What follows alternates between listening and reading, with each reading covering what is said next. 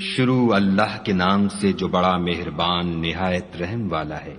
نون قلم کی اور جو اہل قلم لکھتے ہیں اس کی قسم کہ اے محمد صلی اللہ علیہ وآلہ وسلم تم اپنے پروردگار کے فضل سے دیوانے نہیں ہو، اور تمہارے لیے بے انتہا اجر ہے، اور تمہارے اخلاق بڑے عالی ہیں۔ سو ان قریب تم بھی دیکھ لوگے اور یہ کافر بھی دیکھ لیں گے کہ تم میں سے کون دیوانہ ہے۔ تمہارا پروردگار اس کو بھی خوب جانتا ہے جو اس کے رستے سے بھٹک گیا، اور ان کو بھی خوب جانتا ہے جو سیدھے رستے پر چل رہے ہیں۔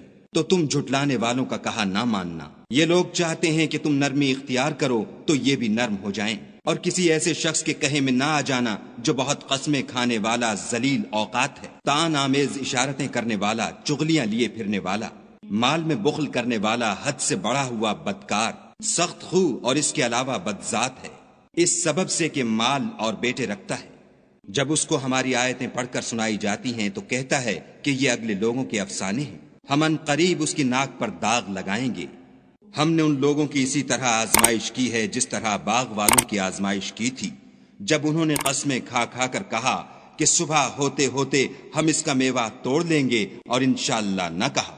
سو وہ ابھی سو ہی رہے تھے کہ تمہارے پروردگار کی طرف سے راتوں رات اس پر ایک آفت پھر گئی، تو وہ ایسا ہو گیا جیسے کٹی ہوئی کھیتی۔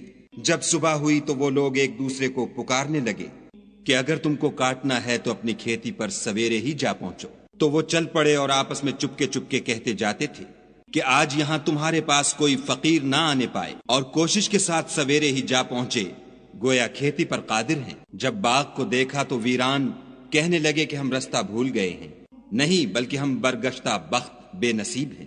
ایک جو ان میں فرزانہ تھا بولا، کیا میں نے تم سے نہیں کہا تھا کہ تم تسبیح کیوں نہیں کرتے؟ تب وہ کہنے لگے کہ ہمارا پروردگار پاک ہے، بے شک ہم ہی قصوروار تھے۔ پھر لگے ایک دوسرے کو رو در رو ملامت کرنے، کہنے لگے ہائے شامت، ہم ہی حد سے بڑھ گئے تھے۔ امید ہے کہ ہمارا پروردگار اس کے بدلے میں ہمیں اس سے بہتر باغ عنایت کرے۔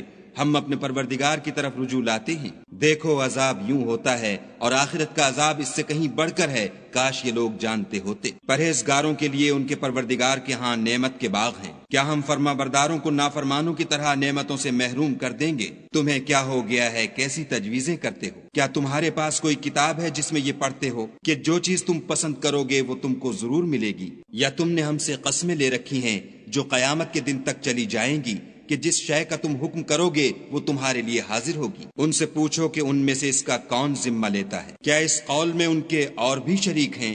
اگر یہ سچے ہیں تو اپنے شریکوں کو لا سامنے کریں۔ جس دن پنڈلی سے کپڑا اٹھا دیا جائے گا اور کفار سجدے کے لیے بلائے جائیں گے تو وہ سجدہ نہ کر سکیں گے، ان کی آنکھیں جھکی ہوئی ہوں گی اور ان پر ذلت چھا رہی ہوگی، حالانکہ پہلے اس وقت سجدے کے لیے بلائے جاتے تھے جبکہ صحیح و سالم تھے۔ تو مجھ کو اس کلام کے جھٹلانے والوں سے سمجھ لینے دو، ہم ان کو آہستہ آہستہ ایسے طریق سے پکڑیں گے کہ ان کو خبر بھی نہ ہوگی، اور میں ان کو مہلت دیے جاتا ہوں، میری تدبیر قوی ہے۔ کیا تم ان سے کچھ اجر مانگتے ہو کہ ان پر تاوان کا بوجھ پڑ رہا ہے، یا ان کے پاس غیب کی خبر ہے کہ اسے لکھے جاتے ہیں؟ تو اپنے پروردگار کے حکم کے انتظار میں صبر کیے رہو، اور مچھلی کا لقمہ ہونے والے یونس کی طرح نہ ہونا کہ انہوں نے خدا کو پکارا اور وہ غم و غصے میں بھرے ہوئے تھے۔ اگر تمہارے پروردگار کی مہربانی ان کی یاوری نہ کرتی تو وہ چٹیل میدان میں ڈال دیے جاتے اور ان کا حال ابتر ہو جاتا۔ پھر پروردگار نے ان کو برگزیدہ کر کے نیکوکاروں میں کر لیا، اور کافر جب یہ نصیحت کی کتاب سنتے ہیں تو یوں لگتے ہیں کہ تم کو اپنی نگاہوں سے پھسلا دیں گے،